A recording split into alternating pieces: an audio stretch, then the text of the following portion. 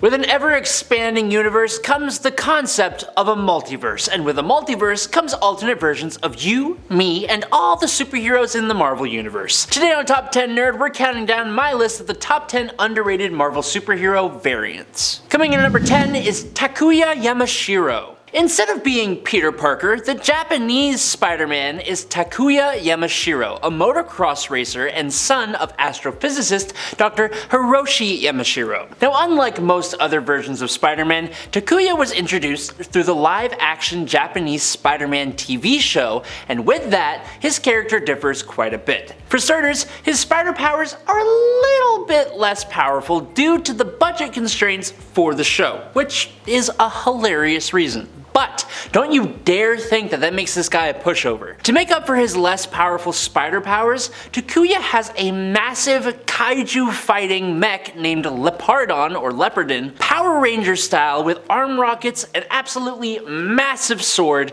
and a boomerang. He uses Leopardon and his spider abilities to fight the Iron Cross Army, a group of suspiciously human-looking aliens from an unnamed world who are led by one Professor Monster. Now, due to his popularity and just how awesome he is, Takuya Yamashiro has become an official character in the multiverse, coming from Earth 51778, and he has appeared in comics fighting against the Inheritors alongside the Spider Army in the Spider-Verse event, and almost all the events that spun off of that. Number 9. Earth X Venom. In the alternate future of Earth 999, basically every single person has superpowers. Things have gone apocalyptic, and in an act of vengeance, the Venom symbiote bonded to the daughter of Peter Parker, May Parker. While her retired and cynical pops ain't too thrilled about it, May does actually have complete control over the symbiote thanks to her advanced and honed spider sense, which was something the symbiote was not expecting to happen. Venom and her father, Spider-Man, go on to join the superpowered police force and fight crime and supervillain threats together. Now eventually, she, after the death of Death itself, goes on to be recruited by Kang the Conqueror as part of a multiversal team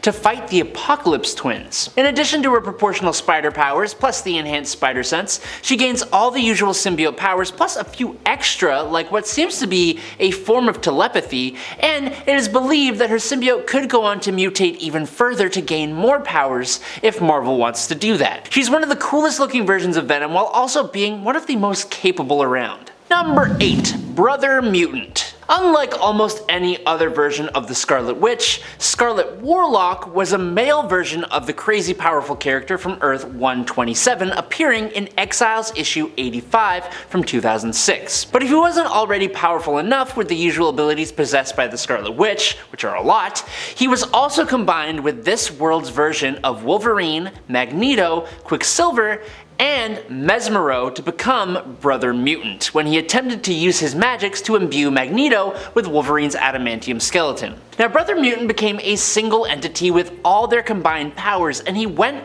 a little bit nuts, vowing to end the life of every non-mutant on the planet Earth. Multiple teams of alternate versions of Wolverine were sent to this alternate Earth to try and correct the mistake that was Brother Mutant even existing, and almost all of these Wolverines failed. The last group of Wolverines, alongside the Exiles themselves, were able to finally bring him down, eventually. Number 7. General James Howlett. In the second volume of Extreme X-Men, joining a team of multi-dimensional mutants that hunt down evil Professor Xaviers across many dimensions is a much different version of Wolverine. Hailing from the reality of Earth 12025, this version of our feral mutant is the Governor General of the Dominion of Canada and Viceroy to Her Majesty's expedition to Shangri-La. He is like a version of Wolverine who is also mixed with President Theodore Roosevelt. General James Howlett is an adventurer and hero alongside his partner and lover, the demigod Hercules, or Heracles if you prefer. These two shared a love that was built after years and years of working together, and their bond was so strong that Hercules gave James a super cool upgrade in the form of a skeleton made of adamantine, a godly golden metal even stronger than adamantium, making Wolverine completely indestructible and immune to telepathic attacks. Unfortunately, due to the god-on-mortal nature of the relationship, the Greek gods did not approve and banished the pair to Tartarus, where they fought hordes and hordes of lost and damned souls for 4 years straight. Number 6. Spider's Man. On Earth 11580, Peter Parker was taking a tour of a lab that was conducting radiation experiments on a colony of spiders, when lo and behold, Peter fell into the spider habitat and was promptly devoured by the entire colony. Now fear not, because Peter would sort of live on, because in a horrifying twist of events, the spiders had absorbed Peter's consciousness and became a hive mind that formed together to masquerade as a human hero and fight crime, thus becoming Spiders-Man. Spiders-Man fought crime for a time, but unfortunately developed a taste for human flesh. The spiders managed to hide this for a time and were recruited by the superior Spider-Man in his multiversal quest to defeat the Inheritors. This colony eventually betrayed Otto by joining forces with the Norman Osborn Spider-Man of Earth 44145 to try and destroy the Web of Life and Destiny. This plan failed, but Spiders-Man did manage to spread his spiders across the multiverse,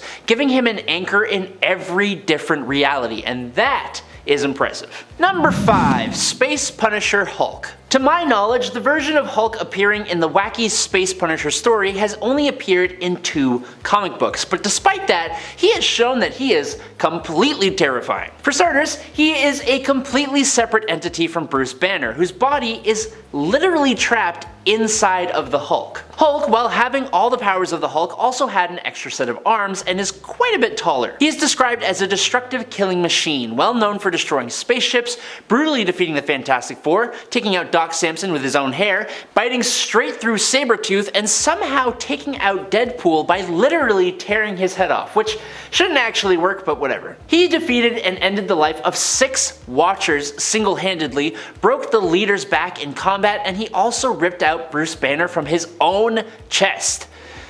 I don't even understand how that works. He is virtually invulnerable, seemingly indestructible, and invincible. He can move faster than light and pass through barriers of existence and reality. The Hulk is scary on a regular day. Space Punisher Hulk?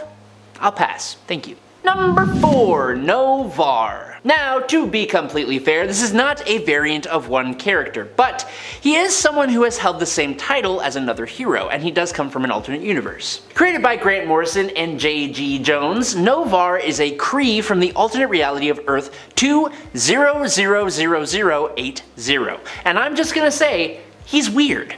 Why? Well, because this particular Kree had his DNA altered with the genes of a cockroach. They also gave him nanobiology. This gives him a whole bunch of special attributes: superhuman strength, stamina, agility, and a top speed of 150 miles per hour on land. He is triple jointed, can reroute pain, has hallucinogenic saliva, technopathy, he has mental control over his body, can wall crawl, has super hearing, and can reach faster than light speeds of flight. Is it insane that this even happens? Yes, but it does. While he is more commonly known as Marvel Boy, when he was in our 616 universe, the Skrull Captain Marvel Kinnear inspired Noh-Varr to become Captain Marvel, which he did, but as part of Norman Osborn's Dark Avengers before abandoning the team. Number 3. Killmonger the Destroyer. The Destroyer armor is something that I always kind of forget exists. It only appears every now and then, and it's always a huge deal when it does, but I am so used to it only appearing in Asgardian related stories, so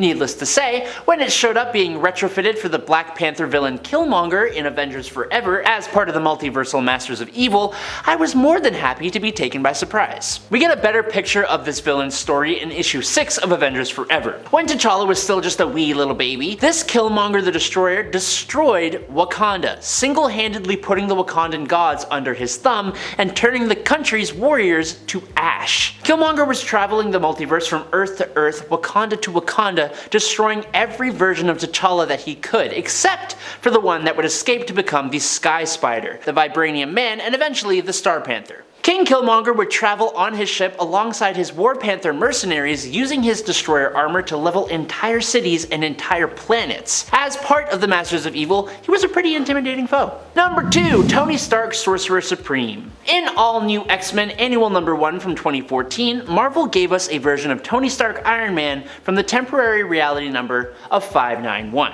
Tony, in this reality, successfully brought together the Avengers to permanently end the threat of Thanos on this universe. Because of the Avengers accomplishing that insane feat of strength and saving pretty much the entire universe from the threat of Thanos, the alien races of that universe rewarded the Earth and its heroes with advanced alien technology, allowing the Earth under Tony Stark's watch to become a utopia. Tony himself would start to lean more into his mystical side with all the extra time he had after saving the universe, and eventually he became the Sorcerer Supreme and was able to solve further conflicts without needing to do any kind of real fighting. Last I've heard, this Tony was living youthfully comfortable at 126 years old. Now this isn't the only Tony to become the Sorcerer Supreme, but he is certainly one of the most accomplished, yet he's only actually appeared 6 times in total, and he only shows up for tiny little moments here and there. And finally, in at number 1, it's Mar-vell of Earth 9997. In this universe, Mar-vell of the Kree is pretty similar to his 616 counterpart, only after passing on, he found himself in the realm of the dead. Now this is an insane story with a lot of moving parts, but essentially, Mar-vell ends up recruiting the other dead heroes of the world to a crusade against death itself, all the while being reborn on Earth and collecting powerful artifacts and even destroying the Kree Supreme Intelligence, which bolstered his army in the realm of the dead. Eventually, he defeats both Thanos and Death herself and creates a paradise for the dead in the negative zone. But that creates a whole bunch of problems as he realizes the living can no longer pass away now, so he restores Death. It's truly insane. Mar-vell had the power of eternity, meaning he basically had limitless power, but also for a time, he had access to, get this, the Ultimate Nullifier, Anti-Metal, the Book of the Vishanti, the Darkhold, the Orb and Eye of Agamotto, Psycho Man's Emotocaster, High Evolutionary's Transmogrification Device, the Silver Surfer's Power Cosmic, Kyle Richmond's Eyes, the Cosmic Consciousness, and the Mandarin's Power Rings. Insane. And that's the list. Thank you guys so much for watching. I'm Adam Andrews, this is Top 10 Nerd. I'll catch you all on the flippy flop. Until then, stay safe and peace out, you nerds.